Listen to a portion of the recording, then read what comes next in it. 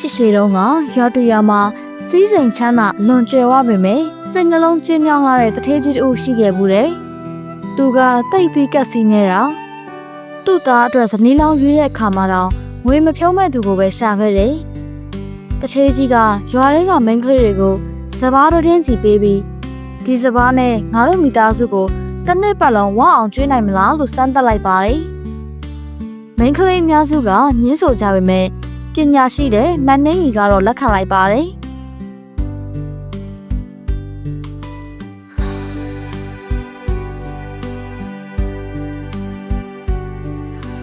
သူမကစပားကိုကြိတ်ဆန်ကိုချွေတာစားရုံနဲ့မကဘူး။ဖွဲနုနဲ့စကွဲကိုဝက်စာအဖြစ်ရောင်းရလာတဲ့ငွေနဲ့ဟင်းသီးရွက်တွေစိုက်ပျိုးပြီးငွေကိုပွားများအောင်လုပ်ပြခဲ့ပါတယ်။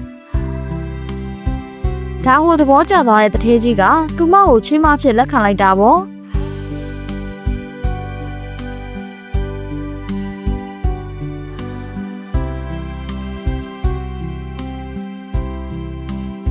ဒါပေမဲ့တထေးကြီးကတော့ပိုပြီးနှမျောတွန့်တိုလာတယ်။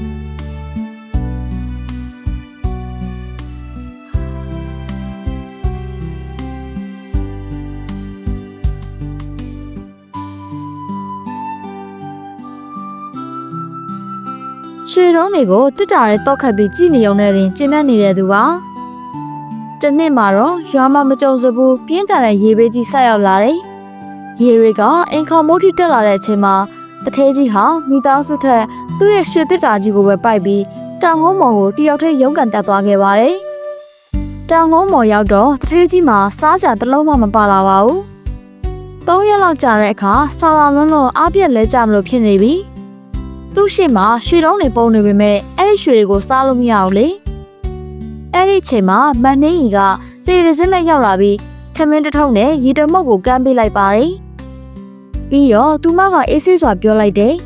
။ဖေသူတစ်ပါးကိုမကူညီပဲစူဆောင်းထားတဲ့ဥစ္စာဆိုတာဘေးဒုက္ခကြုံတဲ့အခါစားလို့မရတဲ့ကြောက်ခဲတွေနဲ့မချပါဘူးတဲ့။အဲဒီနောက်မှာတော့တထေးကြီးဟာကက်စီနဲသူအဖြစ်ကနေစွန်ကျဲပေးကမ်းသူဖြစ်ပြောင်းလဲသွားပြီးရွာသားတွေအတွက်